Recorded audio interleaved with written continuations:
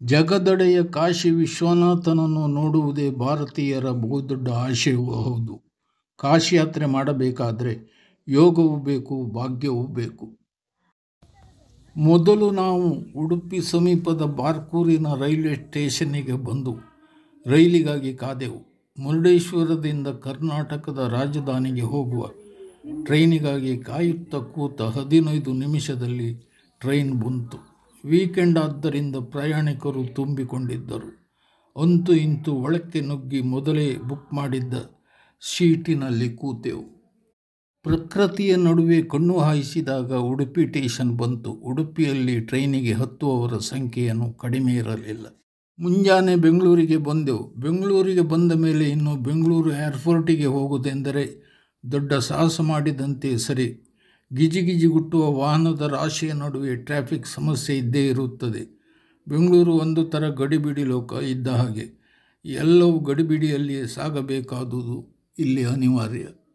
ಹಸಿರು ಹೊತ್ತ ಗಿಡ ಮರದ ಸಾಲು ತೋಟದ ನಡುವೆ ವಿಸ್ತಾರವಾದ ರಸ್ತೆಯಲ್ಲಿ ಸಾಗಿ ಬಂದರೆ ನಯನ ಮನೋಹರವಾದ ಏರ್ಪೋರ್ಟ್ ಸಿಗುತ್ತದೆ. ಕಲಾತ್ಮಕವಾಗಿ ಅಷ್ಟೇ ಸೊಗಸಾಗಿ ರೂಪುಗೊಂಡ ಏರ್ಪೋರ್ಟ್ನಲ್ಲಿ ಬಿಗಿ ಭದ್ರತೆಯ ನಡುವೆ ಭದ್ರತಾ ಸಿಬ್ಬಂದಿಯಿಂದ ಚೆಕ್ಕಿಂಗ್ ಆದ ನಂತರ ಸಾಕಪ್ಪ ಸಹವಾಸ ಎಂಬ ನಿಟ್ಟುಸಿರು ಬಿಡಬೇಕಾಗುತ್ತದೆ. ಪ್ಯಾಂಟ್ ಕಿಸೆಯಿಂದ ಹಿಡಿದು ಸೂಟ್ ಕೇಸು ಬ್ಯಾಗನ್ನೆಲ್ಲ ಚೆಕ್ ಮಾಡಿದ ಭದ್ರತಾ ಸಿಬ್ಬಂದಿಯವರು ಬ್ಯಾಗಿನಲ್ಲಿದ್ದ ಕತ್ತರಿ, ಗಡ್ಡ ಮಾಡುವ ಬ್ಲೇಡ್ ಎಲ್ಲವನ್ನು ತೆಗೆಯುವಂತೆ ಸೂಚಿಸಿದರು. ಲಕ್ನೋಗೆ ಹೋಗುವ ಫ್ಲೈಟಿನಲ್ಲಿ ಏರಿದೆವು. ಅಲ್ಲೂ ಸಹ ಗಡಿಬಿಡಿಗೆ ಚೆಕ್ಕಿಂಗ್ ಇತ್ತು. ಗಗನ ಸಖಿಯರ ಸ್ವಾಗತವನ್ನು ಸ್ವೀಕರಿಸಿ ಸೀಟಿನಲ್ಲಿ ಕೂತು ಫ್ಲೈಟ್ ಪ್ರಯಾಣದ ಸವಿಯನ್ನು ಸವಿದೆವು. ಏನೊಂದು ಆಧಾರವಿಲ್ಲದ ಸಾಗುವ ಫ್ಲೈಟ್ ಮೋಡದ ಮೇಲೆ ಸಾಗಿ ಮತ್ತೊಮ್ಮೆ ಆಕಾಶದ ಸನಿಹಕ್ಕೆ ಹೋಗಿ ನಿಧಾನವಾಗಿ ಜೋರಾಗಿ ಚಲಿಸುತ್ತಿದ್ದಾಗ ಎದೆಯಲ್ಲಿ ಡಬಡಬ ಎನ್ನುವುದು ಇದ್ದೇ ಇರುತ್ತದೆ. ಈ ಭಾಗದಲ್ಲಿ ಪ್ರಸಿದ್ಧಿ ಪಡೆದ ಯಾಜ್ಞಾದೇವಿ ಮಂದಿರ ಇಲ್ಲಿದೆ.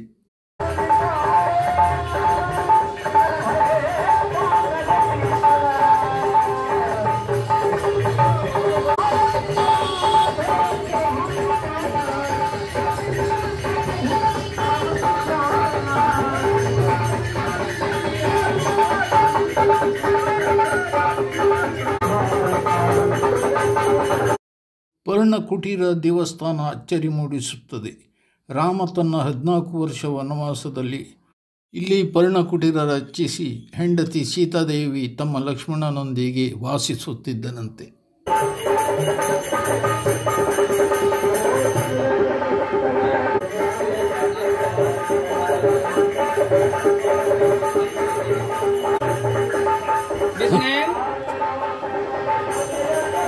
ये रामा परमकुटी हाउस। रामा परमकुटी हाउस। परमपुर बोलते क्या है? क्या है ये परमपुर? भगवान राम की परमकुटी है, जहाँ भगवान राम 11.5 वर्ष निवास किया। हाँ हाँ किधर? हाँ इधर हाँ हाँ अंदर पे परमकुटी झोपड़ी बनी रामा हाउस की, वहाँ पे दर्शन करने का। हाँ हाँ, अंदर जाने का।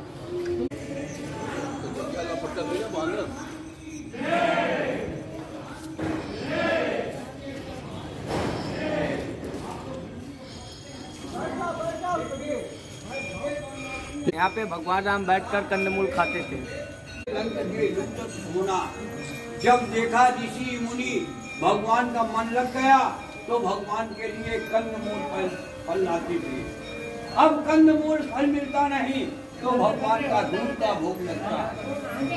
1 लीटर इस टाइम, 1 लीटर उस टाइम बैठ करके विनती करिए कि हम भी वनवासी राम के पास आए हैं, हमारे बाल बच्चों का कल्याण करेंगे। बोलिए सच्चे दरबार की जय। बैठ करके विनती करिए, दूध का सेवा होता है भगवान का खाली उसका। ಇಲ್ಲಿ ರಾಮ ಮಂದಿರ, ಶ್ರೀರಾಮನ ಬೈಠಕ್ಕಿದೆ. ರಾಮಚಂದ್ರ ದಿನದ ಹೆಚ್ಚು ಸಮಯ ಇಲ್ಲಿ ಕೂತು ಶಿವಲಿಂಗಕ್ಕೆ ಪೂಜೆ ಸಲ್ಲಿಸುತ್ತಿದ್ದನಂತೆ. ಪರ್ಣಕುಟೀರ ನೋಡಲು ಚೇತೋಹಾರಿಯಾಗಿದೆ.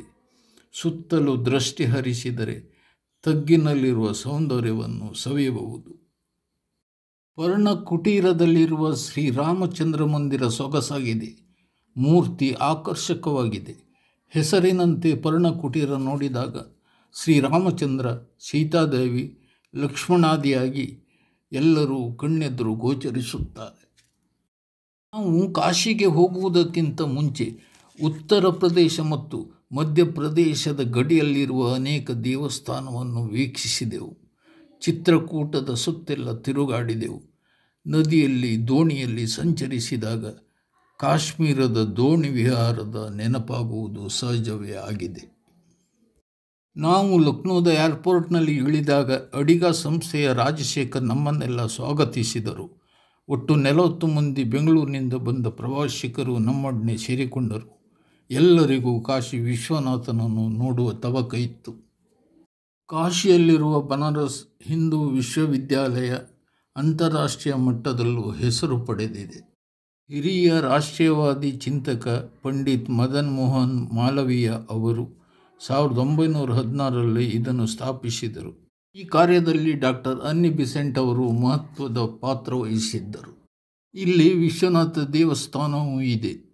5 ಚದರ ಕಿಲೋಮೀಟರ್ ವ್ಯಾಪ್ತಿಯ ವಿಶ್ವವಿದ್ಯಾನಿಲಯದ ಬೃಹತ್ ಆವರಣ ಹಸಿರು ಗಿಡಮರ ಉದ್ಯಾನದಿಂದ ರೂಪುಗೊಂಡಿದೆ.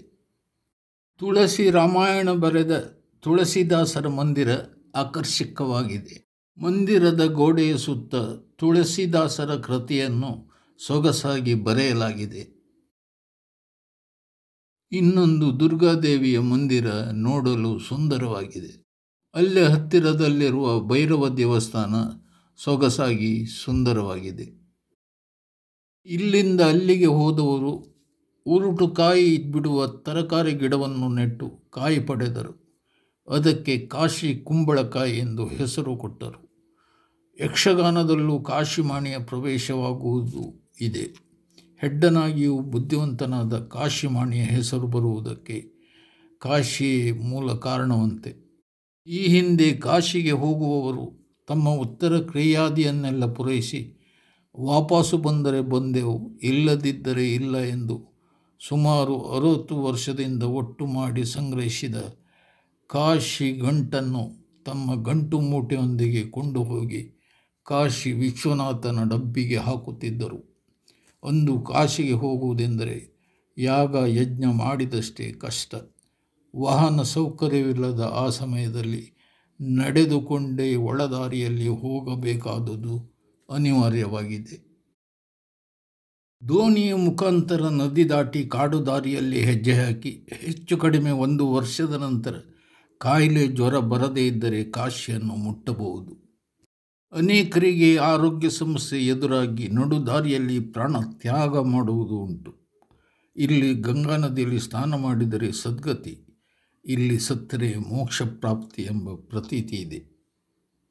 ಕಾಶಿ ಹಿಂದೂ ಬಾಂಧವರಿಗೆ ಮೋಕ್ಷಧಾಮ, ಬೌದ್ಧ ಜೈನರ ಪವಿತ್ರ ಸನ್ನಿಧಿಯೂ ಹೌದು. ಕಾಶಿಗೆ ಹೋಗುವುದಕ್ಕೆ ಭಾಗ್ಯ ಬೇಕು, ಯೋಗ ಬೇಕು. ಎಷ್ಟೋ ಶ್ರೀಮಂತರು ಇನ್ನೂ ಕಾಶಿಯನ್ನು ನೋಡದೇ ಇದ್ದುದು ಉಂಟು. ಆದರೆ ಕಾಶಿಯ ಹೆಸರು ಈಗ ಮರೆಯಾಗುತ್ತಿದೆ. ವಾರಣಾಸಿ, ಬನಾರಸ್ ಎಂದೆಲ್ಲ ಉತ್ತರದವರು ಕರೆಯುತ್ತಿದ್ದಾರೆ. ಆದರೆ ಕಾಶಿ ಎಂಬ ಶಬ್ದದ ಹಿಂದೆ ಭವ್ಯ ಪರಂಪರೆ, ಸಂಸ್ಕೃತಿ, ಸಂಪ್ರದಾಯದ ಇತಿಹಾಸವೇ ಅಡಗಿದೆ. 3000 ವರ್ಷದ ಹಿಂದೆ ಕಾಶಿ ಅಧ್ಯಯನ ಕೇಂದ್ರವಾಗಿತ್ತು, ಜನವಸತಿಯ ನಾಡಾಗಿತ್ತು. ಸ್ವತಃ ಕೈಲಾಸವಾಸಿ ಈಶ್ವರ ಈ ಕಾಶಿಯನ್ನು ನಿರ್ಮಿಸಿದ ಎಂಬ ಪ್ರತೀತಿ ಇದೆ. 8ನೇ ಶತಮಾನದಲ್ಲಿ ಇಲ್ಲಿಗೆ ಆಗಮಿಸಿದ ಶಂಕರಾಚಾರ್ಯರು ಶಿವನ ಆರಾಧನೆಯನ್ನು ಆರಂಭಿಸಿದರು.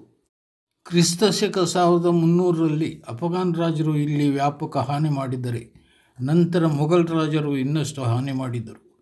ಕಾಶಿಯಲ್ಲಿ 100ಕ್ಕೂ ಹೆಚ್ಚು ಘಾಟ್ಗಳಿವೆ. ಹೆಚ್ಚಿನ ಘಾಟ್ ಗಂಗಾ ಸ್ನಾನದ ಘಾಟ್ ಆದರೆ ಇನ್ನೂ ಕೆಲವು ಅಂತ್ಯ ಸಂಸ್ಕಾರದ ಘಾಟ್ ಇಲ್ಲಿದೆ. ಇನ್ನಕ್ಕೆ ಕಡಿಮೆ ಎಂದರೆ 184ಕ್ಕೂ ಹೆಚ್ಚು ಶವ ಸಂಸ್ಕಾರ ಇಲ್ಲಿ ನಡೆಯುತ್ತದೆ.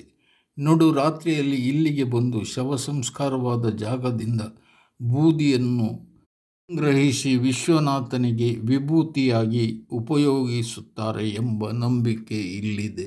ವಿಶ್ವಕ್ಕೆ ಒಡೆಯನಾದ ಶಿವನ ಸನ್ನಿಧಿ ಕಾಶಿಯ ವಿಶ್ವನಾಥ ದೇವಸ್ಥಾನ. ಇದಕ್ಕೆ ಸ್ವರ್ಣ ದೇವಾಲಯ ಎಂಬ ಹೆಸರು ಸಹ ಇದೆ. ಇಂದೂರಿನ ಹೋಲ್ಕರ್ ಅಹಲ್ಯಾಬಾಯಿ ಈ ದೇವಸ್ಥಾನವನ್ನು 1780ರಲ್ಲಿ ನಿರ್ಮಿಸಿದ್ದಾಗಿ ಉಲ್ಲೇಖವಿದೆ. 50 ವರ್ಷದ ನಂತರ ಲಾಹೋರ್ನ ಮಹಾರಾಜ ರಂಜಿತ್ ಸಿಂಗ್ ಈ ದೇವಸ್ಥಾನದ ಗೋಪುರಕ್ಕೆ 800 ಕಿಲೋ ತೂಕದ ಚಿನ್ನದ ತಗಡನ್ನು ಹೊದೆಸಿದ. ಇದೇ ಜಾಗದಲ್ಲಿ ಮೊದಲು ಬೃಹದಾಕಾರದ ಭವ್ಯ ಶಿವ ದೇವಾಲಯ ಇತ್ತು. ಪರದೇಶಿ ಆಕ್ರಮಣಕಾರರು ಒಟ್ಟು 4 ಬಾರಿ ಇಲ್ಲಿನ ದೇವಾಲಯವನ್ನು ಕೆಡವಿ ಮಸೀದಿ ನಿರ್ಮಿಸಿದರು. ಕೊನೆಯ ಧ್ವಂಸ ಕಾರ್ಯ ನಡೆದದ್ದು ಕ್ರಿಸ್ತ ಶಕ 1669ರಲ್ಲಿ ಮೊಘಲ್ ದೊರೆ ಔರಂಗಜೇಬನಿಂದ. ಆತ ಶಿವ ದೇವಸ್ಥಾನವನ್ನು ಕೆಡವಿ ಮಸೀದಿ ನಿರ್ಮಿಸಿದ್ದ. ಇಲ್ಲಿ ಇಂದು ಔರಂಗಜೇಬ್ ನಿರ್ಮಿಸಿದ ಮಸೀದಿ ಮಾತ್ರವಲ್ಲದೆ 13ನೇ ಶತಮಾನದಲ್ಲಿ ರಜಿಯಾ ನಿರ್ಮಿಸಿದ ಮಸೀದಿಯೂ ಇದೆ.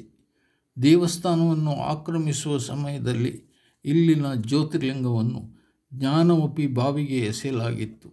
ಈಗಿನ ದೇವಸ್ಥಾನ ನಿರ್ಮಿಸಿದ ನಂತರ ಲಿಂಗವನ್ನು ಮತ್ತೆ ತಂದು ಪ್ರತಿಷ್ಠೆ ಮಾಡಲಾಗಿತ್ತು. ಕಾಶಿಗೆ ಹೋದರೆ ಕಾಶಿಗೊಂದು ಕುದುರೆ ಸಿಗುತ್ತದೆ ಎಂಬ ಗಾದೆ ಮಾತು ಇದೆ. ಅಂದರೆ ಈ ಹಿಂದೆ ಚಿನ್ನ, ತರಕಾರಿ, ಸೀರೆ, ಒಡವೆ, ವಸ್ತ್ರ ಮತ್ತು ಇತ್ಯಾದಿ ವಸ್ತುವೆಲ್ಲ ಬಿಡಿಗಾಸಿನ ಲೆಕ್ಕದಲ್ಲಿ ಸಿಗುತ್ತಿತ್ತು.